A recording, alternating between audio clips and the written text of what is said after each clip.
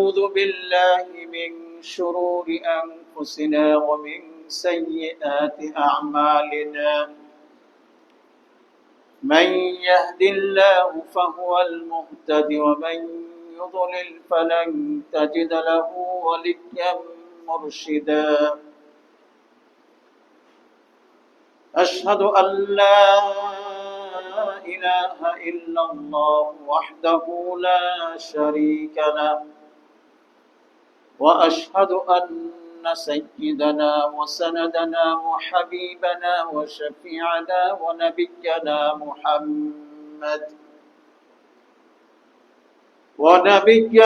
محمدا الذي أرسل إلى الناس كافة بشيرا ونذيرا وداعيا إلى الله بإذنه وسراجا منيرا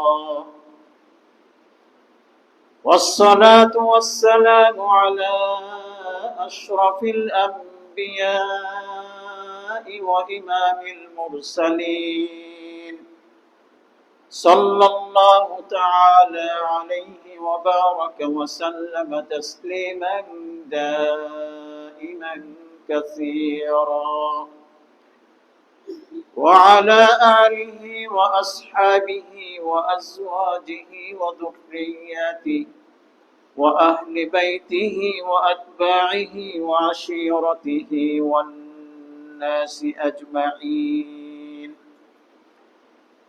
أما بعد فإن أصدق الكلام كلام الله وأحسن الهدي هدي محمد صلى الله عليه وسلم وشر الأمور محدثاتها وكل محدثة بدعة وكل بدعة ضلالة وكل ضلالة في النار فقد قال الله تبارك وتعالى في كلامه المجيد وفرقانه الحميد أعوذ بالله من الشيطان الرجيم بسم الله الرحمن الرحيم يا أيها الذين آمنوا اتقوا الله حق تقاته ولا تموتن إلا وأنتم مسلمون نحمده ونصلي على رسوله الكريم وبعد যাবতীয় তারিফ প্রশংসা গুণগান এবং সাজদা শুকর আমরা সকলেই সর্বদা আদা করি মহান রব্বুল আলামিনের জন্য, যিনি আমাদেরকে সৃষ্টি করেছেন, যিনি আমাদের রিজিকের ব্যবস্থা করছেন এবং জীবন ও মৃত্যুর মালিক যিনি, সেই রব্বুল আলামিনের জন্য আমরা প্রশংসা জ্ঞাপন করে সকলেই বলি আলহামদুলিল্লাহ। আল্লাহ রাব্বুল আলামিন তার দয়া না হলে, তার মেহেরবানি না হলে মানুষ একটা মুহূর্ত তাদের জীবন যাপন করা তথা দুনিয়াতে বসবাস করা কারো কোনো শক্তি বা ক্ষমতা নেই বা হবে না। তো আল্লাহ মানুষের প্রতি অত্যন্ত দয়াবান, মেহেরবান। এ দুনিয়ার জীবনে বসবাসের জন্য, জীবন যাপনের জন্য যত উপকরণ, যত ব্যবস্থাপনা আল্লাহ রাব্বুল আলামিন মানুষের জন্য সব করে রেখেছেন, তারপরেও আমরা অকৃতজ্ঞ। এত কিছু আল্লাহ রাব্বুল আলামিন করতেছে, এত কিছু না সব কিছু, এরপরেও মানুষ আমরা অকৃতজ্ঞ। আল্লাহ রাব্বুল আলামিন এত নিয়ামত আমাদেরকে দিয়েছেন, মানুষকে দিয়েছেন, যেমনটা আল্লাহ বলেছেন ওয়া ইন তাউদ্দু নি'মাতাল্লাহি লা তুহসুহা, আল্লাহর নিয়ামত রাজিকে যদি তোমরা কি করো, গণনা করো, হিসাব করো, কোনো দিনই তোমরা সেটাকে হিসাব করে গণনা করে সারতে পারবে না। এত নিয়ামত দিয়েছে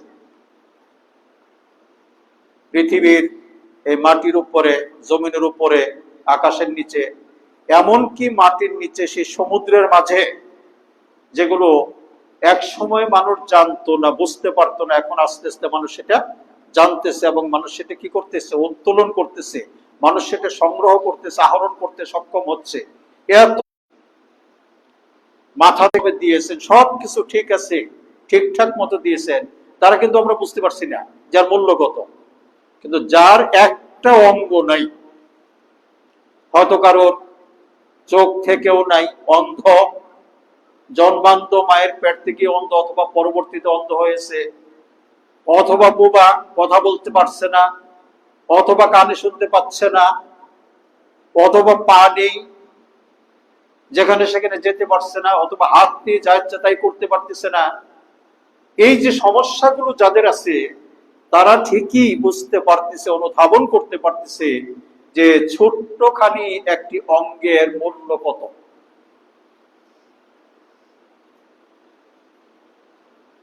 কথিত আছে পারস্যের কবি সম্রাট শেখ সাদি, নাম অনেকেই জানেন, পারস্যের কবি সম্রাট শেখ সাদি, তিনি কোথাও যাবেন, বের হয়েছেন, তার জুতা নাই। তার কি জুতা নাই? একটা দেশের সেরা কবি বা জাতীয় কবি, এত নামি দামি মানুষ, তাকে এখন জুতা ছাড়া যেতে হচ্ছে। তিনি বের হলেন জুতা ছাড়াই। যেতে যেতে রাস্তায় যেয়ে দেখেন একটা লোকের দুটো পা নাই, একটা লোকের দুটো পা নাই। তখন তিনি শুকরিয়া জ্ঞাপন করলেন যে হে আল্লাহ, আমার তো জুতা নাই, কিন্তু লোকটার যে পা নাই, তার চেয়ে তো আল্লাহ আমাকে ভালো রেখেছেন। এই জন্য নবী মুহাম্মদুর রাসূলুল্লাহ সাল্লাল্লাহু আলাইহি সাল্লামের একটা হাদিস, একটা সাজেশন, একটা ফর্মুলা, একটা নীতিমালা, মানুষের মনের প্রশান্তির জন্য তিনি তার জীবদ্দশায় আমাদেরকে উপহার দিয়ে গেছেন। কি বলেছেন? উনজুরু ইলা মান হুয়া আসফালা মিনকুম ওয়ালা তানজুরু ইলা মান হুয়া ফাওকাকুম। নবী সাল্লাল্লাহু আলাইহি ওয়াসাল্লাম বলেছেন, তোমার চেয়ে যারা নিচে আছে, অর্থে, সম্পদে, জনবলে, সুস্থতায়, অর্থাৎ তোমার চেয়ে যারা দুর্বল অবস্থায় আছে, সংকটময় অবস্থায় আছে, এদের দিকে তাকাও। উনজুরু ইলা মান হুয়া আসফালা মিনকুম, এদের দিকে তাকাও। ওয়ালা তানজুরু ইলা মান হুয়া ফাওকাকুম, তোমার চেয়ে উপরে কি আছে, কার কয়েকটা বাড়ি আছে, গাড়ি আছে, মার্কেট আছে, কোটি কোটি টাকার সম্পদ আছে বা টাকার মালিক, ওদিকে তাকিও না। ওদিকে তাকাইলে তোমার যেটুকু কাজ আছে এইটুকু শুকরিয়া তুমি জ্ঞাপন করতে পারবে না। তুমি শুধু ওদিকে ওই ধান্দায় থাকবে যে আমি কতদিনে এরকম হব, এই টাকা, এই পয়সা, এই বাড়ি গাড়ি ইত্যাদি আমার কখন হবে, ওই ধান্দাতেই তুমি থাকবে, তোমার দ্বারা আল্লাহ শুকরিয়া জ্ঞাপন হবে না। আর যদি মনে করো যে না, ওই শেখ সাদির মতো যে আমার তো জুতা নাই, লোক দুটোর যে পা নাই, তার চেয়ে তো আল্লাহ আমাকে ভালো রেখেছেন। সম্মানিত মুসল্লিবৃন্দ, এই জন্য নবী মুহাম্মদ রাসূলুল্লাহ ইসলাম আরো কিছু ফর্মুলা আমাদেরকে দিয়ে গেছেন মনের প্রশান্তি লাভ করার জন্য। যেমন আল্লাহ রাসূল বলছেন, নাহাইতুকুম আন জিয়ারাতিল কুবুর, আমি কবর জিয়ারত করতে তোমাদেরকে নিষেধ করেছিলাম, ফাজুরুহা, এখন বলবো যে তোমরা জিয়ারত করো। কেন? ফা ইন্নাহা তুযাক্কিরুল আখিরা, কবর জিয়ারত করলে পরকালের কথা তোমাকে স্মরণ করিয়ে দিবে। যখন কবরের পাশে তুমি যাবে, তোমার দাদা, তোমার নানা, তোমার বাবা, তোমার মা, তোমার ভাই বোন, অর্থাৎ যারা মৃত্যুবরণ করছে, তাদের কথা যখন তুমি স্মরণ করবে, তখন তোমার এই স্মরণটা আসবে যে তোমাকে ওখানে যেতে হবে। যেটা বলতে চাইছিলাম, মানুষ অকৃতজ্ঞ। আমরা এত কিছু পেয়েও আমরা বলি যে না, কিছুই পাই নাই, এই সমস্যা সেই সমস্যা। আমি একটু যদি বলি, একটু অসুস্থ আমি, আপনারা অনেকেই জানেন গত রমজানে হার্ট অ্যাটাক করে আইসিইউতে ভর্তি হতে হয়েছিল, থাকতে হয়েছে, এখনো চিকিৎসা চলমান। গত পরশুদিন ডাক্তার দিয়েছি, একটা সিগন্যাল ডাক্তার সাহেব দিয়েছেন, আল্লাহ মাফ করেন, যেটা আমি শোনাইতে চাচ্ছি না। এর পরেও আলহামদুলিল্লাহ, আল্লাহ শুকরিয়া জ্ঞাপন করি যে আল্লাহ এখানে আসতে দিয়েছেন, আজকে আপনাদের সামনে দাঁড়াতে দিয়েছেন, কথা বলতে দিয়েছেন। হাজারো না লাখো মানুষ আজকে এই মুহূর্তে হসপিটালের বেডে কাতরাচ্ছে, অথবা চিকিৎসা করার তাদের কোনো ব্যবস্থা নেই, সুযোগ নাই, আপন আপন বাড়িতে সেখানে অসহায় দিন যাপন করতেছে। তাদের চেয়ে আল্লাহ আমাদেরকে অনেক অনেক ভালো রেখেছেন। এই জন্য বেশি বেশি করে আমরা কি করবো? আল্লাহ শুকরিয়া জ্ঞাপন করবো। আবারও বলি আলহামদুলিল্লাহ। অতঃপর দরুদ এবং সালাম নবী মুহাম্মদুর রাসূলুল্লাহ সাল্লাল্লাহু আলাইহি সাল্লামের প্রতি, যিনি সেরা নবী, সেরা মানব, যার উম্মত হতে পেরে আমরা ধন্য, সেই নবীর প্রতি বেশি বেশি আমরা দরুদ পেশ করব, সালাম পেশ করব। আল্লাহ রাব্বুল আলামিন আমাদেরকে সেই তৌফিক দান করুন। সকলেই বলুন আল্লাহুম্মা আমিন। বিষয়বস্তু হঠাৎ করে এক জায়গায় আসলে অনেক সময় বিষয়বস্তু একটু নির্বাচন করতে সমস্যা হয়, কারণ যেখানে যে মসজিদগুলোতে আমরা ধারাবাহিক আলোচনা করি, তখন কোন জুমায় কি মাসে কোন জুমায় কি বিষয়ে আলোচনা করবো আমাদের একটু সেট করা থাকে। এই জন্য হঠাৎ করে একটু সমস্যা হয়। তারপরেও মনে করলাম যে যেহেতু হজ্জের মৌসুম চলছে, এখন হজ্জের সিজন, মক্কা নগরী মুখরিত লাব্বাইক আল্লাহুম্মা লাব্বাইক, লাব্বাইক লা শারীকা লাক লাব্বাইক, ইন্নাল হামদা ওয়ান নি'মাতা লাকা ওয়াল মুলক লা শারীকা লাক, এই ধ্বনিতে সারা পৃথিবী থেকে, শুধু মুসলিম ক্রান্তি নয়, অমুসলিম দেশ থেকেও যেখানে মুসলমান আছে, মুসলিম আছে, কম বেশি হজে এসে থাকে, প্রতি বছর এসে গেছে অনেকেই, এবং আশা চলমান। তো এখানে জানি না কয়জন আপনারা হজ করেছেন, বা হজ এমন একটি ইবাদত, ইসলামের 5টি স্তম্ভের অন্যতম একটি। সালাতকে বা নামাজকে রাসুল ইবাদাত বলা হয়, সকল ইবাদতের মূল বলা হয়। অনুরূপ ভাবে সিয়াম বা রোজার একটা বৈশিষ্ট্য বা ভিন্নত্ব আছে। যেমন রাসূল সাল্লাল্লাহু আলাইহি ওয়াসাল্লামের হাদিসে কুদসিতে আল্লাহ রাব্বুল আলামিন বলেছেন যে রোজাদারকে আমি আমার স্বহস্তে প্রতিদান প্রদান করব।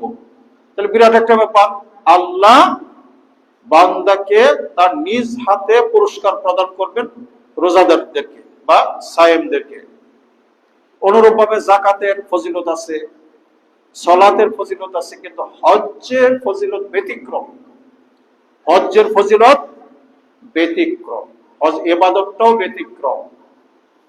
হজের ইবাদতটা হচ্ছে শারীরিক এবং আর্থিক দুটো সমন্বয়ে, যেখানে শারীরিক ফিটনেস এবং আর্থিক সামর্থ্য দুটি থাকতে হবে।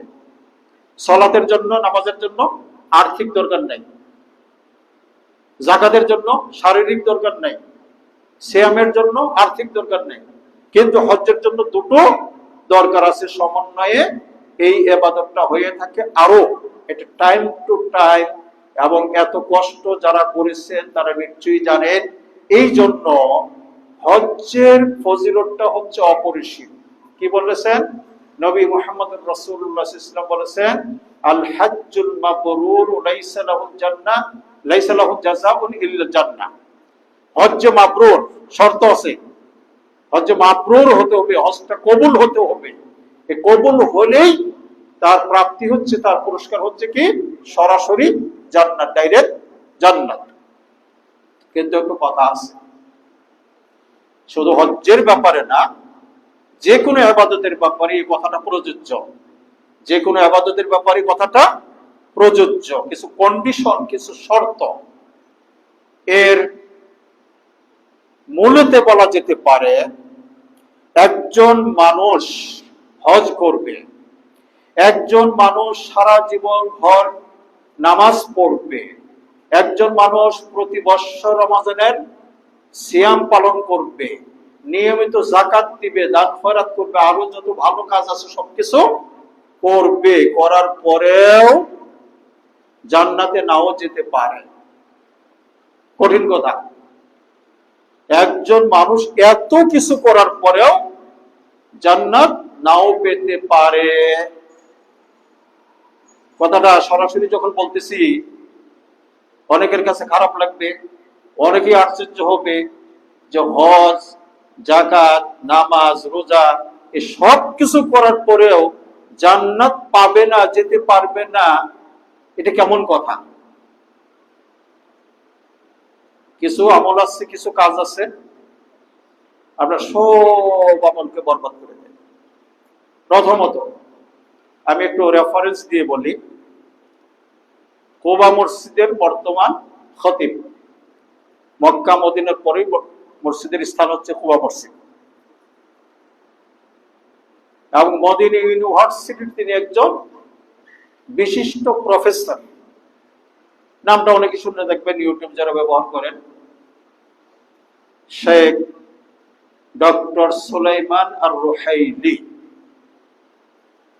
যিনি বর্তমানে যারা সালাফি আলেম আছেন বিশ্বের মধ্যে অন্যতম একজন। আমার ডাইরেক্ট উস্তাদ, আমার ডাইরেক্ট শিক্ষক মদিনা ইউনিভার্সিটি। গত বছর যারা রয়্যাল গেস্টের হাজি ছিলেন সারা বিশ্ব থেকে মোটামুটি 1300-র মতো, এনাদের গাইড ছিলেন এই শেখ। আরাফার রাতে, আগের রাতে তিনি এই রয়্যাল গেস্টদের উদ্দেশ্যে বলতেছিলেন যে হাজী সাহেবরা আপনারা ভাগ্যবান, বিশেষ করে সৌদি সরকারের রাজকীয় মেহমান হিসেবে যারা আছে তারা তো আরো ভাগ্যবান। এবং হজ্জের মূল কাজ এই কালকের থেকে শুরু হতে যাচ্ছে, আর হজ্জের প্রতিদান জান্নাত। শর্ত কি? কবুল হতে হবে। কবুলের জন্য শর্ত কি, এই নিয়ে এখন কথা বলছেন। হজটা যে কবুল হবে এটার জন্য কি করতে হবে? খুব ছোট ছোট জিনিস, কিন্তু অত্যন্ত মারাত্মক। উনি বললেন যে অনেকেই যারা হজ করতে এসেছেন, যাদের সঙ্গে মানুষের সঙ্গে কোনোদিন দ্বিধাদ্বন্দ্ব হয়েছে, গোলমাল হয়েছে, আপনি সেটা মীমাংসা করে আসেন নাই, আপনি সেটা মীমাংসা করে আসেন নাই। আপনার কাছে মিরাস পাবে আপনার উত্তরাধিকারীরা, সেটার কোনো ব্যবস্থা আপনি করে আসেন নাই। তারপর আপনার মনটা হচ্ছে হিংসা বিদ্বেষে পরিপূর্ণ, তো তাদের হজ তো আল্লাহ কবুল করবেন না, ওইগুলো সমাধান না করলে। সূরা বাকারার 14 নম্বর আয়াতের শেষে বলা হয়েছে, তিলকা হুদুদুল্লাহ। এখানে দুটো অংশ। আয়াতের যেটা মূল বিষয়বস্তু ছিল তার আগে থেকে, সেটা ছিল এই মিরাস সংক্রান্ত বিষয়। মিরাস, আপনার কাছে কে কে সম্পত্তি পাবে সেই নিয়ে আলোচনা করার পর আল্লাহ বলছেন এটা হচ্ছে সীমা রেখা। এই যে আলোচনা করা হলো এটা সীমা রেখা। যারা আল্লাহ এবং তার রাসূলের আনুগত্য করবে, করে এই সীমা রেখাকে মানবে, ইউদখিলহু জান্নাত, তাদেরকে আল্লাহ জান্নাতে প্রবেশ করাবেন। তারপরে জান্নাতের যেগুলো বর্ণনা, তাজরি মিন তাহতিহাল আনহার ইলা আখির। এরপর বলছেন, যেটা এখানে আমার বলা আজকে উদ্দেশ্য, ওয়ামান ইয়াসিল্লাহা ওয়া রাসূলাহু ওয়া ইয়াতাআদ্দা হুদুদা ইউদখিলহু নারান খালিদান ফিহা ওয়া লাহু আযাবুন মুহিন। আর যারা আল্লাহর বিধান মানবে না, রাসূলের বিধান মানবে না, এবং সীমারেখা লঙ্ঘন করবে, আল্লাহ এবং তার রাসূলের নাফরমানি করত, সীমারেখাকে লঙ্ঘন করবে, ইউদখিলহু নারান, তাকে আল্লাহ জাহান্নামে প্রবেশ করাবেন, খালিদান ফিহা, অনেক জাহান্নামীদেরকে আল্লাহ রাব্বুল আলামিন কিছুদিন জাহান্নাম খাটানোর পরে বের করবেন, জান্নাতে দিবেন। কিন্তু এখানে এদের শাস্তি কি হবে? খালিদান ফিহা, চিরস্থায়ী হবে, ওয়ালাহু আযাবুম মুহিন, এবং তাদের জন্য রয়েছে অপমানজনক শাস্তি, তাদের জন্য অপমানজনক শাস্তি। শেখ বললেন যে যাকে আল্লাহ রাব্বুল আলামিন জাহান্নাম নির্ধারণ করে রেখেছেন, তো সে তো জান্নাত পাবে না। হজ একবার নয়, হাজারো বার যদি করে তাহলে কাজ হবে না। হজ্জের পূর্বে তার যে কাজগুলো করা দরকার ছিল, সমাধা করা দরকার ছিল, সেইগুলো না করে একবার না বহুবার যদি হজ করে, হজ কবুল হবে না, আল্লাহ তাকে জান্নাত নাও দিতে পারেন, তার জন্য জাহান্নাম নির্ধারিত। একটা। এরপরে যেটা বলছিলাম যে মানুষে মানুষে মতানৈক্য, মতবিরোধ, গোলমাল হতেই পারে, কিন্তু এটা আপনি কয়দিন পর্যন্ত ধরে রাখতে পারবেন? কতক্ষণ? কথা না বলি, সম্পর্ক ছিন্ন করি, আপনি কতক্ষণ রাখতে পারবেন? সর্বোচ্চ সময়সীমা 3 দিন। রাসূল 3 দিন বেঁধে দিয়েছেন। 3 দিনের মধ্যে যে আগে বেরিয়ে সালাম দিবে তার ভাইকে, সে হবে উত্তম, সে দায়মুক্ত হয়ে যাবে। আর দ্বিতীয় জনে যদি সালাম গ্রহণ করে মীমাংসা হয়ে যায়, দুজনেই আলহামদুলিল্লাহ ক্ষমা পেয়ে যাবে। আর যদি তা না হয়, 3 দিন অতিক্রম করার পরে যদি এটা বহাল থাকে, এমন অবস্থায় যদি মারা যায়, ফালাহুমা আন্নার, তাদের জন্য জাহান্নাম। বিষয়টা অনেক সময় গায়ে রাখি না, গোলমাল হয়েছে, আমি ওর কাছে কেন ক্ষমা চাবো, আমি কেন ছোট হোক, অন্য মানুষ বাদ দিলাম, ভাইয়ে ভাইয়ে গোলমাল হচ্ছে, কথা বলা বন্ধ, বাবা পুত্রে গোলমাল হচ্ছে, কথা বলা বন্ধ, বাবার সঙ্গে মেয়ের গোলমাল হয়েছে, মেয়ের বাবার বাড়ি আসে না, সম্পর্ক ছিন্ন। এমন কি শুনে থাকবেন আপনারা, স্বামী স্ত্রীও গোলমাল হয়ে সম্পর্ক নাই, বিবাহ বিচ্ছেদ হয় নাই, বিবাহ চলমান আছে, তালাক দেয় নাই, কিন্তু সম্পর্ক নেই। এই অবস্থায় যদি মৃত্যুবরণ করে, কি জাহান্নাম। এই অবস্থায় যদি হজ করে, যে আল্লাহ তো কবুল করবেন না, পরিষ্কার বলে দেওয়া হয়েছে। এরপর আজকাল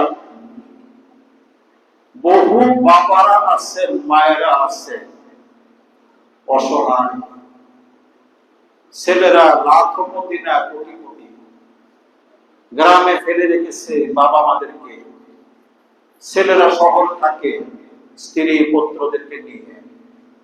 মা বাবা খাবার পুত্রের মতো একটু চিকিৎসার অনেক সময় তারা ব্যবস্থা করতে পারতেছে না, পারলে তো সেই বৃদ্ধ মা বাবাদেরকে তারা রাখতেছে কোথায়? বৃদ্ধাশ্রমে। এটাকে বলা হয় উকুকুল ওয়ালিদাইন, মা বাবার সঙ্গে নাফরমানি করা।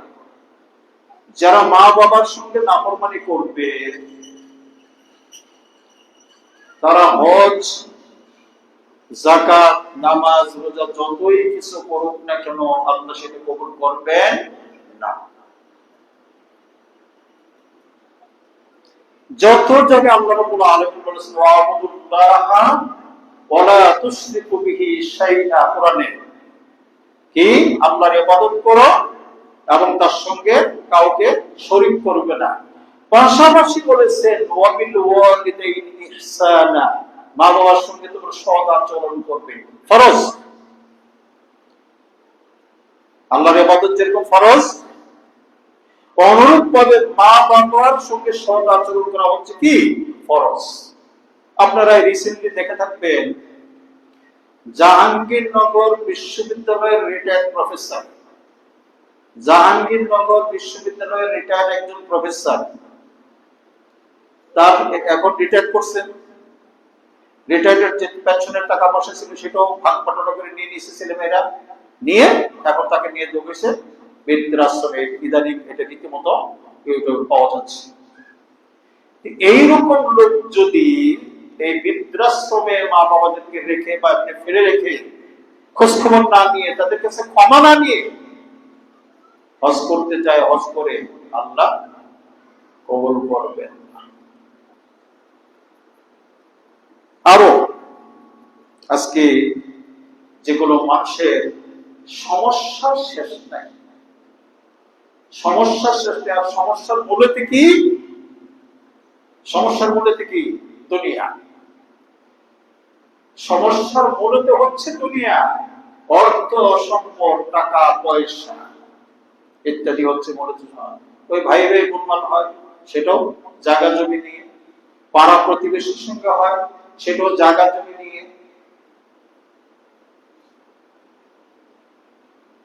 একটা কথা বলা হয় যে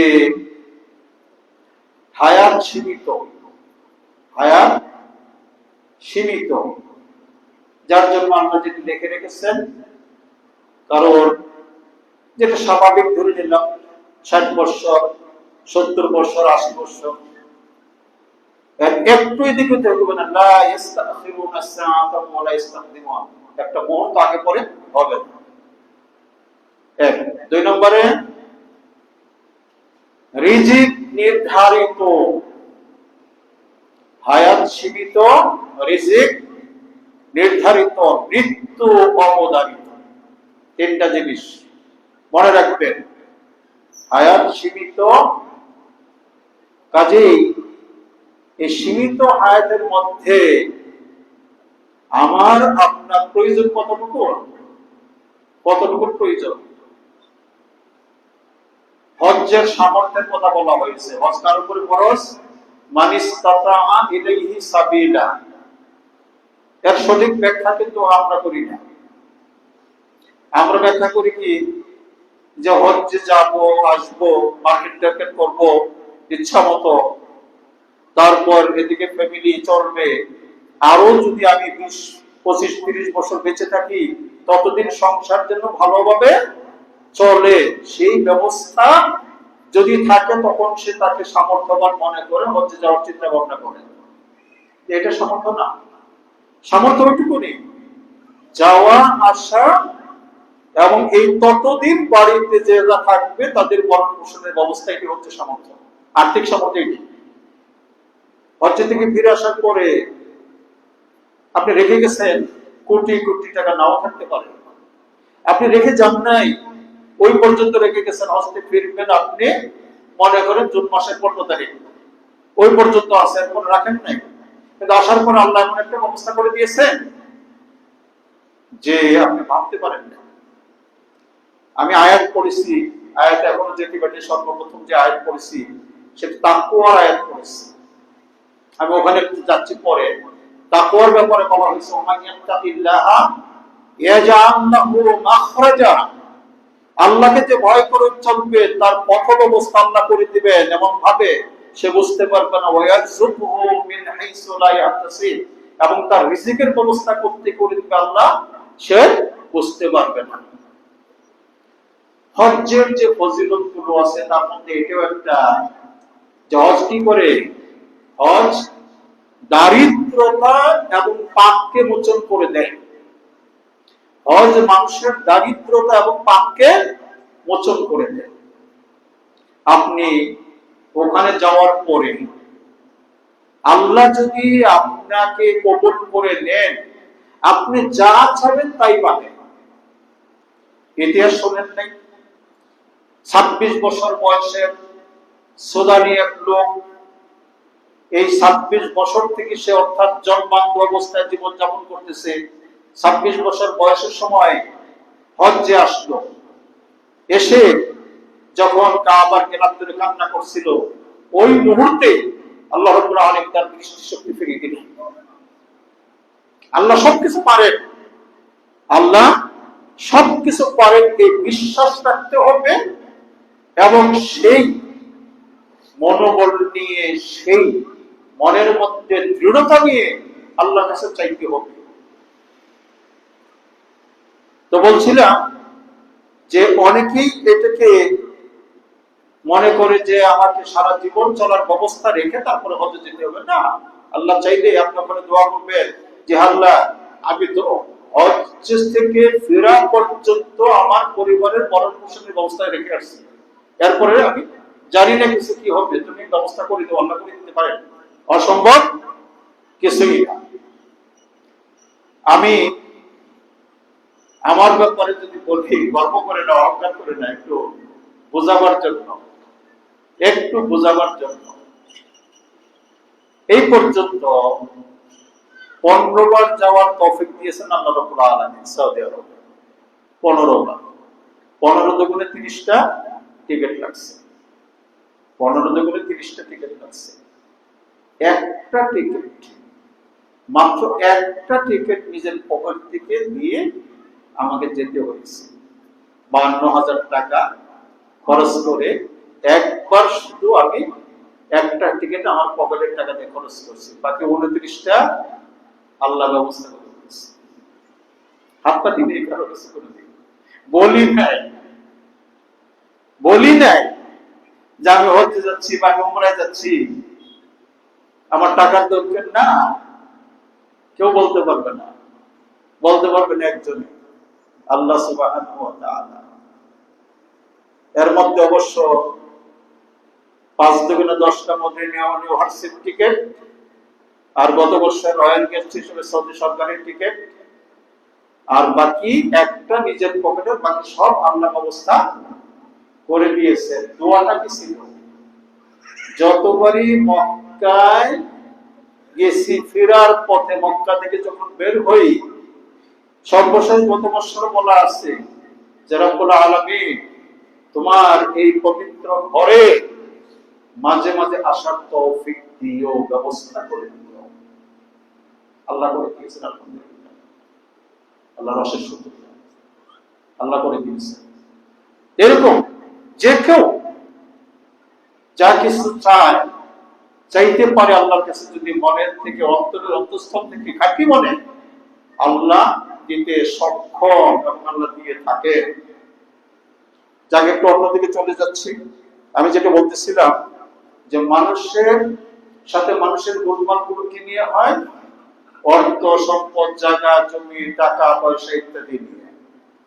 প্রতিবেশীর সাথে, এদিকে বললাম যে মা বাবার সঙ্গে সম্পর্ক, ভাই বেড়াদের সঙ্গে সম্পর্ক রেখে হজ করলে হজ আল্লাহ কবুল করবেন না। অনুরূপ ভাবে রাসূল সাল্লাল্লাহু আলাইহি ওয়াসাল্লাম বলেছেন, ওয়াল্লাযী নাফসি বিয়াদি লা ইউমিনু আবদুন হাত্তা ইউহিব্বা লিজারিহি ইলা আখির।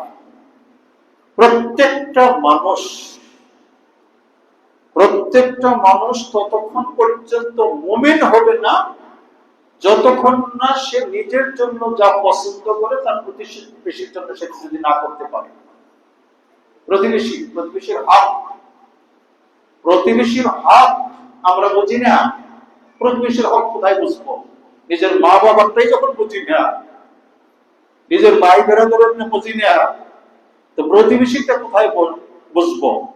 কিন্তু কঠিন হাদিস এখানে রয়েছে। এই হাদিসে বলা হয়েছে ততক্ষণ পর্যন্ত কেউ মুমিন হবে না যতক্ষণ না সে নিজের জন্য যেটা পছন্দ করে প্রতিবেশীর জন্য যদি করতে না পারে। আমি চাই আমার বাড়ির পাশে এরকম হোক ইত্যাদি ইত্যাদি বহু কিছু, কিন্তু আরেকজনের ক্ষতি করতে কিন্তু আমরা দ্বিধা করি না। পাশে যে আমার আছে তার ক্ষতি করতে আমরা কোনো দ্বিধা করি না। এবং জিবরিল আমিন প্রতিবেশী সম্পর্কে আল্লাহ নবীকে এমন ভাবে ওসিয়ত করতেন, উপদেশ দিতেন। নবী সাল্লাল্লাহু আলাইহি ওয়াসাল্লাম বলেছে যে আমার মনে হয় যে প্রতিবেশীদেরকে আমার উত্তরাধিকার করে দেওয়া হবে। প্রতিবেশী সম্পর্কে এমন ভাবে আমাকে মাঝে মাঝে জিবরিল ওসিয়ত করতেন বা নসিহত করতেন যে মনে হতো প্রত্যেকটা প্রতিবেশীকে আমার উত্তরাধিকারী বানিয়ে দেওয়া হবে। এভাবে উপদেশ করতেন। প্রতিবেশীর হক কি? প্রতিবেশীর হক তিন প্রকারের, মনে রাখবেন। প্রতিবেশী তিন প্রকারের। এক প্রকার প্রতিবেশী, সে মুসলিম, সে আত্মীয়। আরেকটা হলো কি প্রতিবেশী, তিনটা হক আছে তার। এক শ্রেণীর প্রতিবেশীর তিনটা হক। সে মুসলিম, প্রথমত প্রতিবেশী, তারপরে সে মুসলিম, তারপরে হচ্ছে সে কি কোন না কোন দিক থেকে আত্মীয়। তার তিনটা হক আছে। হাদিসটা যদি একটু যাই, হাদিসে হাদিস। আরেক শ্রেণীর প্রতিবেশীর দুইটা হক আছে, ডবল হক। সে মুসলিম এবং প্রতিবেশী, প্রতিবেশী এবং মুসলিম। আরেকজন সে মুসলিম না কিন্তু প্রতিবেশী, মুসলিম না কিন্তু প্রতিবেশী। এই অমুসলিম প্রতিবেশী হওয়ার কারণে আপনার প্রতি তার হক আশেপাশে রাখে। এই প্রতিবেশীদের সম্পর্কে আজকে আমরা অনেক উদাসীন। তাদের পারলে ক্ষতি করার চেষ্টা করে বেশিরভাগ মানুষ। পারলে যে তোর জায়গাটুকু বিক্রি করে দেখেন চলে যা। একটু যারা সামর্থ্য বেশি আছে, একটু দুর্বলদেরকে কৌশলে সেখান থেকে কি করে উঠিয়ে দেয়। কোনো অপরাধ নাই, অপরাধ একটাই, তার একটু জায়গার দরকার। এই বড় লোকের জায়গা যেটুকু আছে সেটুকু হচ্ছে না, আরো দরকার। এই জন্য তারা কি করে কৌশলে সেখান থেকে 5 টাকার জিনিস করে 10 টাকা দিব। এগুলো কি ইমানদারের লক্ষণ না, এগুলো মুসলিমের লক্ষণ না। এরা হজ, যাকাত, সিয়াম, সালাত যতই কিছু করুক না কেন আল্লাহ কবুল করেন না। এরপরে আরেকটা বলি, যেটা বলছিলাম, হিংসা বিদ্বেষ। হিংসা মানুষের পতনের মূল। হিংসা, মিথ্যা, অহংকার, তিনটা জিনিস মনে রাখবেন। হিংসা, মিথ্যা এবং অহংকার, এগুলো কিন্তু মানুষের পতনের মূল। আজকাল তো মানুষ সাধারণ বিষয় নিয়ে একজনের সঙ্গে আরেকজনের বিদ্বেষ চলছে, পারলে মিথ্যা কথা বলছে, আর সবাই চায় নিজেকে বড় করে দেখাতে, অহংকার। এগুলো যে একদিন বা কোনো না কোনো দিন যে পতন ডেকে আনবে, এটা কিন্তু সে বুঝতেছে না। কখন তার পতন ঘটবে, অধঃপতনে নিমজ্জিত হবে, সে কিন্তু খেয়াল করতেছে না, বুঝতেছে না। নবী মুহাম্মদুর রাসূলুল্লাহ সাল্লাল্লাহু আলাইহি ওয়াসাল্লাম একটা দৃষ্টান্ত দিয়ে বলেছেন, ইয়াকুমুল হাসাদ, সাবধান, সাবধানতা অবলম্বন করে। এখানে রাসূল বলেছেন সাবধান, তোমরা কি করবে? হিংসা বিদ্বেষ থেকে নিজেকে বাঁচিয়ে রাখবে। কেন? ফাইনাল হাসাদা ইয়াকুলুল হাসানাত কামা তাকুলুন নারু আল হাতাব। এই জন্য যে হিংসা বিদ্বেষ মানুষের নেক আমল, নেক আমল কোনগুলো? এই যে হজ, যাকাত, নামাজ, রোজা, এগুলোকে এমন ভাবে নষ্ট করে দেয়, কামা তাকুলুন নারু আল হাতাব, আগুন যেরকম কাঠকে পুড়ে ছাই বানিয়ে দেয়। রাসূলের হাদিস, সহিহ হাদিস। এই জন্য বলছে যে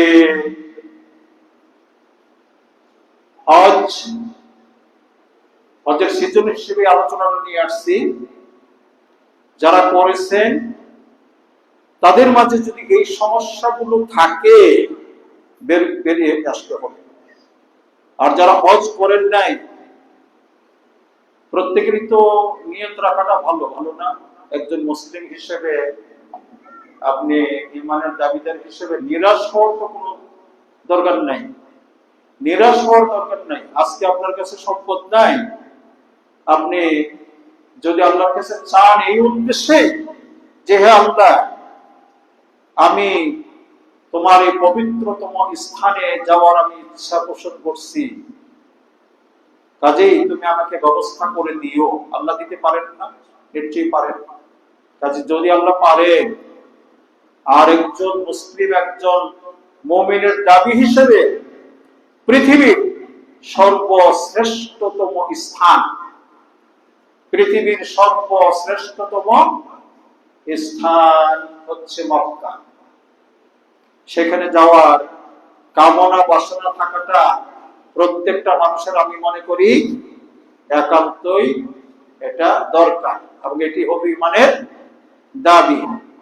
অনেকে তো যাদের আল্লাহ সামর্থ্য দিয়েছেন বেড়াতে যায়, ট্যুরে যায়, ভ্রমণে যায়। কোথায়? ইউরোপ, আমেরিকা, এদিকে মালয়েশিয়া, সিঙ্গাপুর, তারপর এই ভুটান, এই সকল জায়গায় ভ্রমণে যায়, বেড়াতে যায়।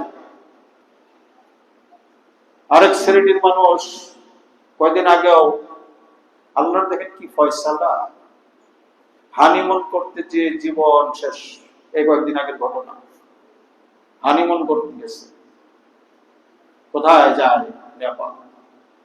হানিমুন করতে বেশি যায় নেপাল। মুসলিম হানিমুন করতে যায়। আল্লাহর ফয়সালা দেখেন এই কয়েকদিন আগের ঘটনা, সেখানে যে যুবক মানুষ প্রাণ মারা গেছে।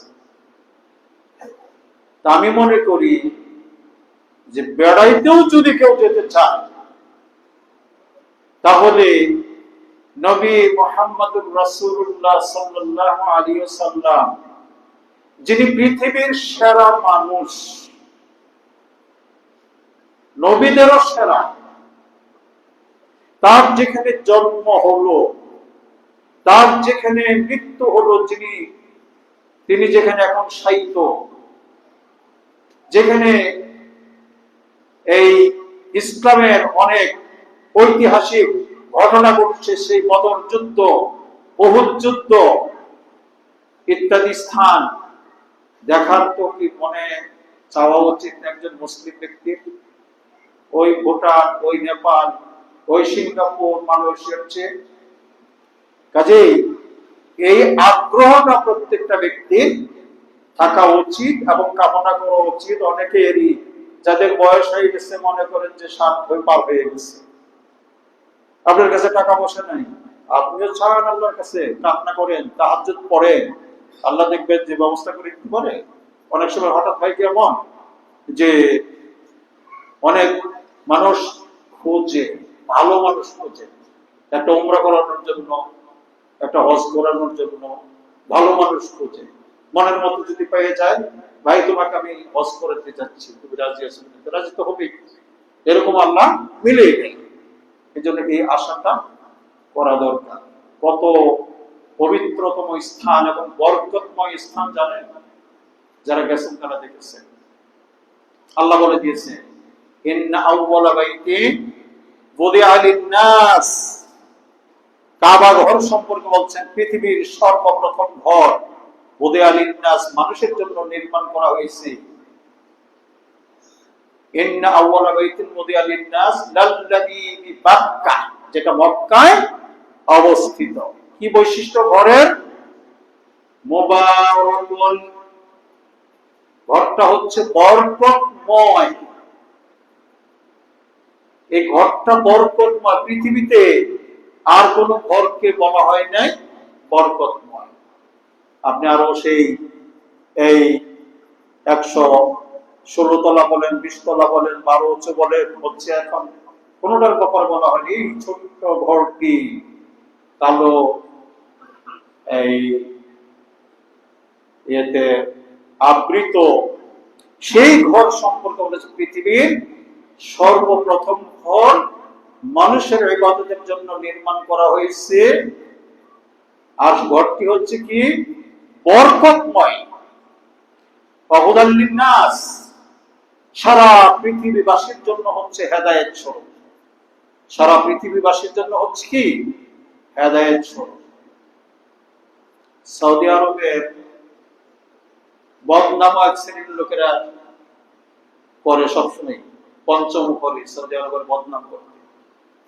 হ্যাঁ, সৌদি আরবের মানুষ সব ফেরেশতা না, সেখানেও মন্দ মানুষ আছে, তাদের বদনাম হতে পারে, কিন্তু এবারে যে সৌদি আরবের বদনাম না, এটা ঠিক নয়।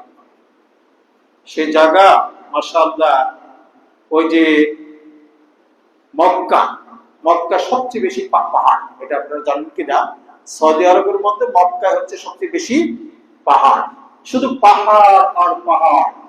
সেখানে ইব্রাহিম আলাইহিস সালাম তার শিশু পুত্র এবং স্ত্রীকে রেখে গেলেন। খাদ্য খাবার পানি টানি কিছুই ছিল না। ওই যে বাচ্চা কান্না করতেছে পানির জন্য, আর ইব্রাহিম আলাইহিস সালামের স্ত্রী এখান থেকে ওখানে, ওখান থেকে ওখানে দৌড়দৌড়ি করলেন। আল্লাহ পানির ব্যবস্থা করে দিলেন। এমন ব্যবস্থা করলেন কি সেটা জমজম। শুধু মক্কার মানুষ না, শুধু সৌদি আরবের মানুষ না, সারা পৃথিবীর মানুষ সেই পানি এখন আহরণ করতেছে, পান করতেছে। এবং পানির ব্যাপারে নবীর হাদিস হচ্ছে মা ও জমজম লিমা শুরিবা লাহু, যে যে উদ্দেশ্যে পান করবে আল্লাহ সেটা কবুল করে দিবেন। এত বরকতময় পানি সৌদি এই জমজম। এরপর যেখানে কোনো ফসল আদি উৎপন্ন হয় না, ইব্রাহিম আলাইহিস সালাম দোয়া করলেন যে রব্বানা ইন্নী আসকানতু মিন যুররিয়াতি বিওয়াদিন গায়রি যি যারইন ইনদা বাইতিকাল মুহাররাম লিয়ুকিমুস সালাহ রব্বানা ইলা আখিরিল আয়া। এখানে দোয়া করলেন। সর্বশেষ দোয়াটা কি ছিল? যে গোটা পৃথিবীর মানুষের অন্তরকে তুমি এখানে দাবিত করে দিও। আল্লাহ করে দিয়েছেন। যার মধ্যে ঈমান আছে প্রত্যেকেই মক্কামুখী। ওই যে বললাম এতবার গিয়েছি, তারপর মনে চায় যাবার কখন যাবো, আমরা নিয়ে যাবো। সারা পৃথিবীর মানুষের অন্তরটাকে ধাবিত করে দিয়েছেন আল্লাহ সেই পবিত্রতম স্থানের দিকে। এবং দোয়া করলেন যে হে আল্লাহ, এই জনপদহীন উপত্যকায় আমি আমার শিশু পুত্র স্ত্রীকে রেখে গেলাম, তুমি এদেরকে ফল ফ্রুট দিয়ে খাবারের ব্যবস্থা করে দিও। এমন ব্যবস্থা আল্লাহ করে দিয়েছেন, এমন ব্যবস্থা সারা পৃথিবীতে যত ফল উৎপাদিত হয় সব সৌদি আরবে কম বেশি আসে। বাংলাদেশে এমন হতে পারে একটা ফল নতুন বের হয়েছে মাত্র, বাংলাদেশে ওটা বিক্রি করলে ওই মার্কেট পাওয়া যাবে না, সৌদি আরব চলে যাচ্ছে। মক্কার মানুষ সেখানে বসে বসে পাচ্ছে, মদিনার মানুষ সেখানে বসে বসে পাচ্ছে। কোনো কমতি নাই, কোনো অভাব নেই।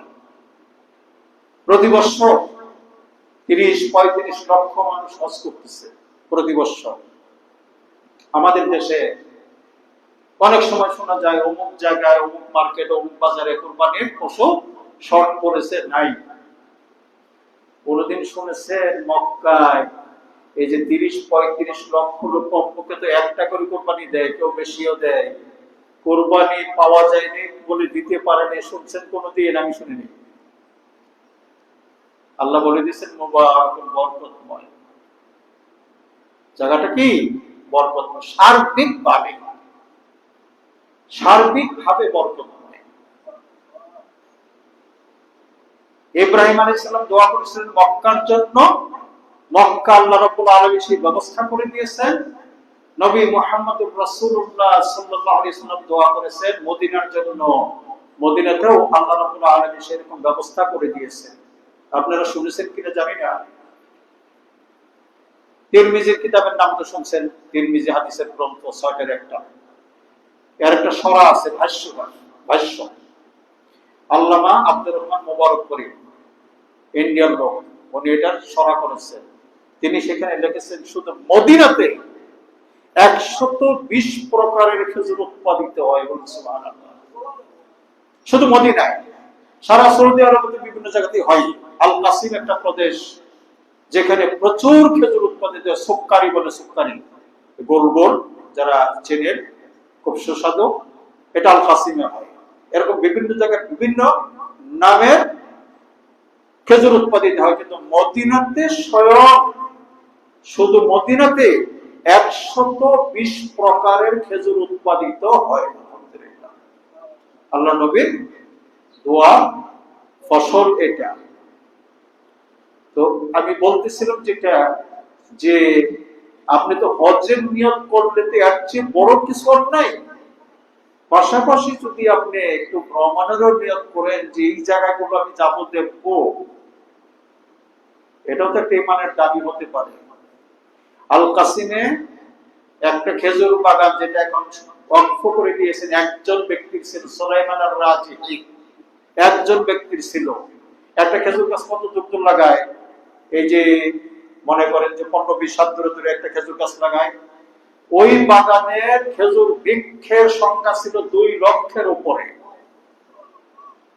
2 লক্ষ, 200 না 2000 না, 2 লক্ষের উপরে। এটা একজন ব্যক্তির ছিল, তিনি এটাকে আল্লাহ রাস্তায় ওয়াকফ করে দিয়েছেন। সুবহানাল্লাহ, কত বড় মনের মানুষ! শুধু তাই না, তিনি এটা ওয়াকফ করার পরে তিনি মদিনায় চলে গেলেন আল কাসিম থেকে। কেন মদিনায় কেন গেলেন? রাসূলের একটা হাদিস আছে, মান আরাদা আন ইয়ামুতা ফিল মাদিনাতি ফালিয়ামুত ফিহা। কেউ যদি ইচ্ছা করে, মনে চায়, আগ্রহ জাগে মদিনায় মৃত্যুবরণ করতে, সে যেন সেখানে বসবাস করে, সেখানে যেন সেটা সে চেষ্টা করে।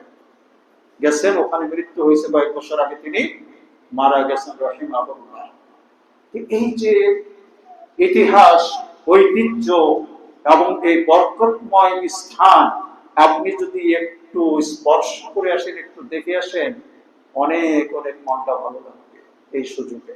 যাই হোক, খুতবার সময় শেষ, আর যেতে পারছি না। শুধু একটা কথা বলবো, যে সকলে নিয়ত রাখবেন এবং যে আলোচনাগুলো করলাম তার আগে হজটা যেন কবুল হয়, সেজন্য এই সকল ব্যাপারে সতর্ক থাকতে হবে। সর্বোপরি হজটা যেন আল্লাহর ওয়াস্তে হয় এবং নবী মুহাম্মদুর রাসূলুল্লাহ সাল্লাল্লাহু আলাইহি সাল্লামের তরিকা অনুযায়ী হয়। শুধু হজ না, সকল ইবাদত, সকল ইবাদত কবুলের জন্য দুটো হচ্ছে মৌলিক শর্ত।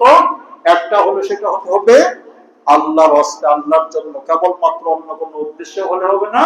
আর দ্বিতীয় হচ্ছে আইয়াকুন আলা তরিকাতিন নবী ইসলাম, অবশ্যই সেটা আল্লাহর নবীর পদ্ধতি মোতাবেক হতে হবে। সালাতটাই যে নামাজ পড়ি, আল্লাহর নবীর পদ্ধতি মোতাবেক না হলে আল্লাহ কবুল করবেন তিনি আল্লাহ ভালো জানেন। 30 বছর, 40 বছর, 50, 60, 70 বছর নামাজ পড়লাম, আল্লাহ কবুল করলেন না, লাভটা কি হলো? এই জন্য আল্লাহর নবী কিভাবে পড়েছে শিখিয়ে দিয়ে গেছে, বলে গেছে, সব হাদিসের কিতাবে সহিহ হাদিসগুলোতে আছে। সেগুলো যেন আমরা অনুসরণ করি সকল ইবাদতের ব্যাপারে। আল্লাহ রাব্বুল আলামিন আমাদেরকে তৌফিক দান করুন। আমিন। ওয়া আখিরু দাওয়ানা আলহামদুলিল্লাহি রাব্বিল আলামিন। ওয়া aqulu qawli hadha wa astaghfirullaha li wa lakum wa lisa'iril muslimin fastaghfiruhu innahu huwal ghafurur rahim.